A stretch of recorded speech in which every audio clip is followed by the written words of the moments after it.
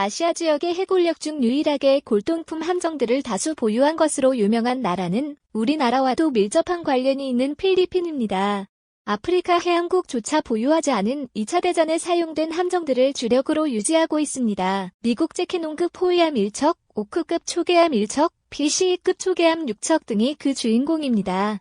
필리핀 해군은 민나다오 섬의 이슬람 반군 대응에 주력해왔기에 최신형의 고성능 전투함보다는 고속정 등의 소형 전투정 보유에 치중했습니다.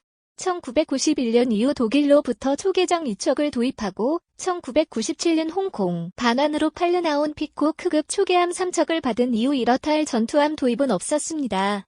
우리나라로부터 학생급 고속정 및 참수리급 고속정 무상 도입만이 있었습니다. 그러던 필리핀 해군이 남중국해 문제가 서서히 커져가면서 미국이 원조용으로 내놓은 해밀턴급 커터, 구축함급 해경 경비함 2척을 연이어 장만합니다. 해밀턴급은 1968년 일괄 건조된 미얀 안경비대 주력 경비함으로 만재 배수량 3,000여 톤급으로 냉전 시대에는 일부 함정에 하푼 대함미사일을 장착하고 다닐 정도의 쓸만한 함정입니다.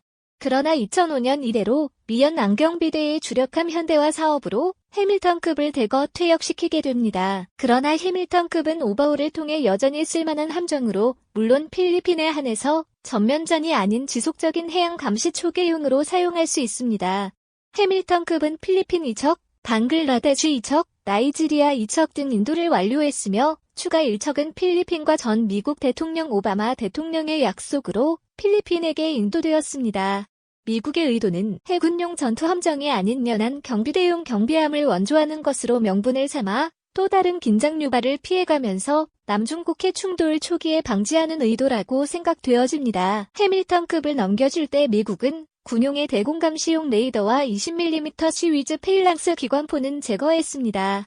이 같은 고성능 장비 제거에도 불구하고 필리핀 해군은 해밀턴급으로 전에 없는 대형 함정을 보유하게 되어 사기가 많이 올라갔습니다. 이제 선척 체제를 갖추면서 상시 1척을 초계시킬 수 있게 되었고 76mm 함포와 25mm 기관포를 무장으로 하는 해밀턴급이 과연 중국 해군과 충돌할지 지켜보고 있습니다. 그러나 필리핀 해군 역시 해밀턴급으로는 평상시 순항 초계용이라는 상징적인 전력을 잘 알고 있기에 호위함 2척 도입 사업을 진행시켰고 몇 개 후보 가운데 대한민국의 인천급 호위함으로 결정되었습니다. 2019년에 인천급 호위함이 진수가 되면 필리핀으로서는 역사상 최고의 화력을 자랑하는 호위함을 갖게 되는 것입니다. 그동안 필리핀 해군은 상륙함을 12척씩 도입해왔으나 대형 상륙함은 없었습니다. 그러다가 인도네시아로부터 대형의 타르급 LPD 1척을 인수받았고 1척을 추가로 더 인수받습니다.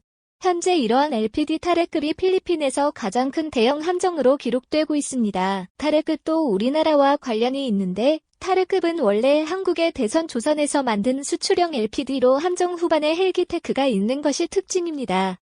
필리핀 해군은 타레급 LPD의 도입으로 상륙전 능력이 급상승하게 되었고 민다나오성과 남중국해 작전에서 전에 없는 능력을 갖게 되었습니다.